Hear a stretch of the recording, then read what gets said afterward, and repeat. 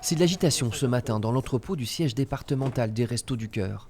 Les bénévoles rangent tout ce qui a été collecté le week-end dernier à la sortie des supermarchés de Dordogne. Alors la collecte s'est très bien déroulée dans 70 magasins partenaires. La collecte, semble-t-il, on n'a pas toutes les remontées, mais un petit peu inférieure à ce qu'on a pu collecter l'an passé.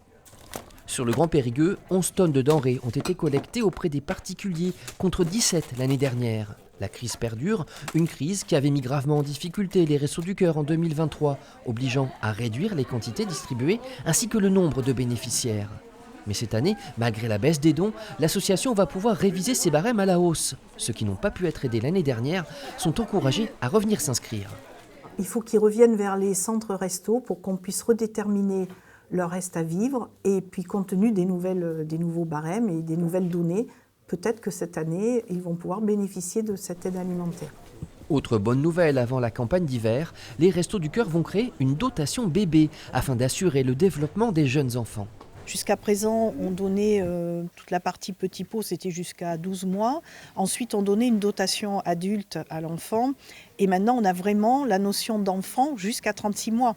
Donc avec les repas adaptés, au départ, c'est le biberon avec le lait. Ensuite, c'est des petits pots, voilà, etc. Donc c'est vraiment adapté à l'enfant. Les dotations des familles monoparentales devraient aussi être révisées à la hausse.